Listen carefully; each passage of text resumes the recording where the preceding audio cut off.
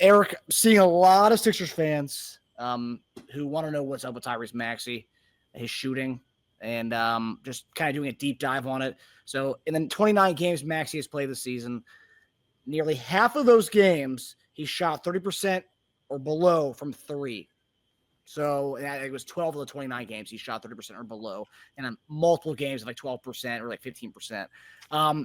Now, is this just a slight regression because a lot of Sixer fans are getting scared about it? I'm seeing some Sixer fans are saying the coaching staff needs to rest him for a couple games because he's taking on too much of the load without Embiid and Paul George, which I think is just kind of comical.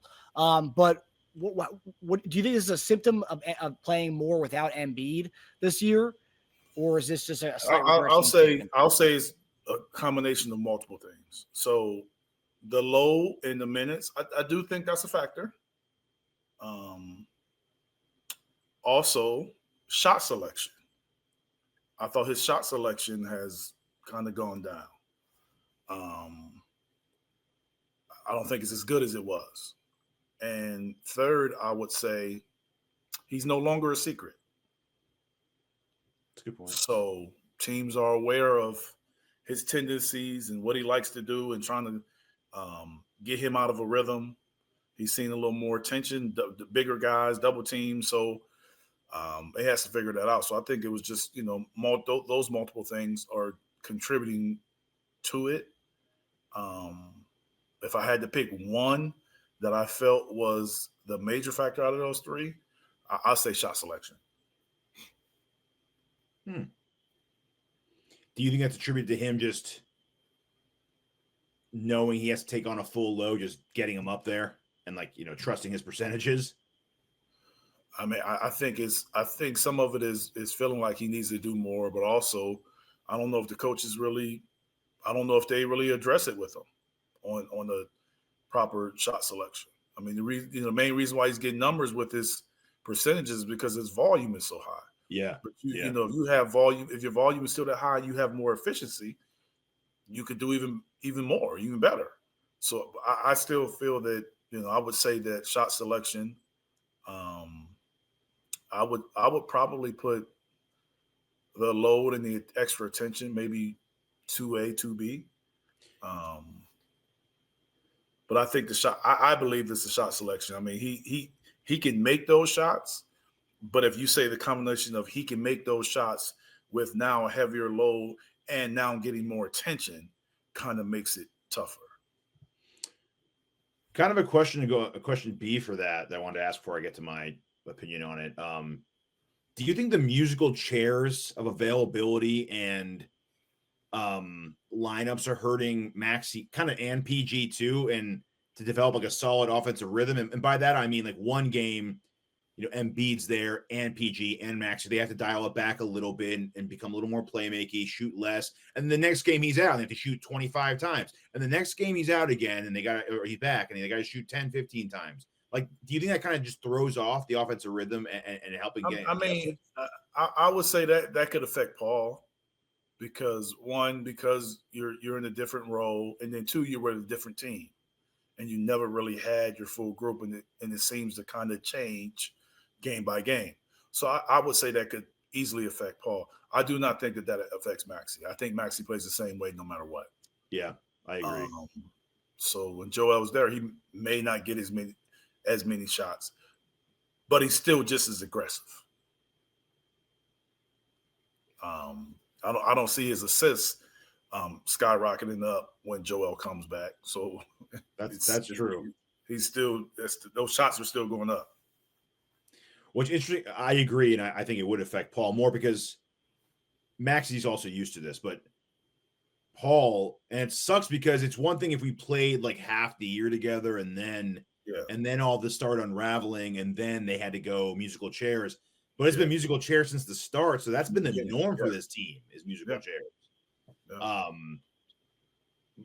I will say to counter my own question would be if there's a one guy who would be used to musical chairs, I would say it's George because he played with Kawhi for a while, and Kawhi is also a guy who missed a lot of games. But Kawhi, the difference between Kawhi and Embiid, Kawhi is either like playing minute restriction or he's out for a while, whereas Embiid's played tomorrow, miss 2 days from now, play the next game, miss 2 days from now, where Kawhi is either out or in for extended time.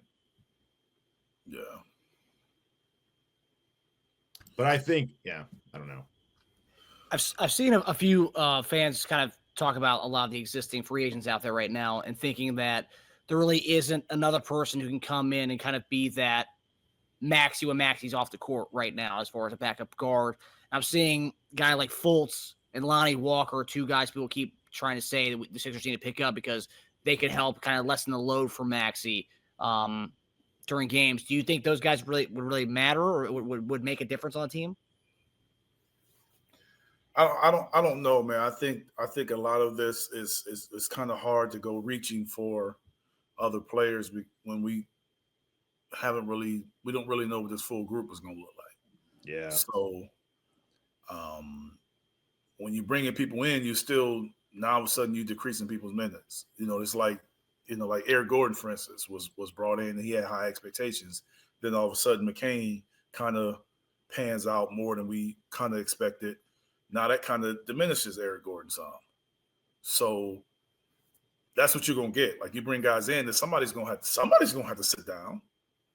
So I don't know. Maybe that is needed to probably bring some more consistency, but I don't know. I think with the full group that we had a week or so ago when they played and won games, and that group can probably win some games. Can definitely get in the playoffs and scare some teams, but we just don't know if we're going to have it. So it's kind of hard because you think, okay, we are in January, so we're only a month away from the deadline. So if we're going to do something, we got to be thinking about it. But what is it? What are we going to do to prevent what's been happening from happening? Is the question. Yeah, I mean, you can't. And it's hard to even judge what you need when you don't know what you need because your core doesn't play together enough. Yes. So you really, we don't have a sample size big enough to know, okay, well, it looks like we struggle when this happened because they haven't been on the court enough. Mm-hmm. We talked about this a few weeks ago, and that's what I want to get. I want to get to some kind of grounded place where we know what we need. But we don't know that because they're just not on the court. It's frustrating. It really is. Yeah. But I will say we're pretty lucky too, though, because the amount of time that these guys have missed, and on top of that, not shooting well, PG and Maxey's percentages are both really low. And the amount of time they've missed, and Embiid, 15 and 20, I actually feel lucky to be here right now. That's crazy to say. You're in the 11th seed, so you still are close to the 6th seed. Yeah, we're one game out of the 10th. Yeah, you're reasonably close to the 6th seed. 100%. We're only 4 games out of the 5th seed.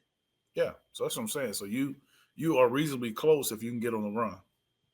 But we know what's needed to get on the run. So hopefully that can happen. Yeah. And what trade deadline's February 10th? It's somewhere around there. 10th, either the weekend after, I don't know, either the weekend before All-Star or after All-Star.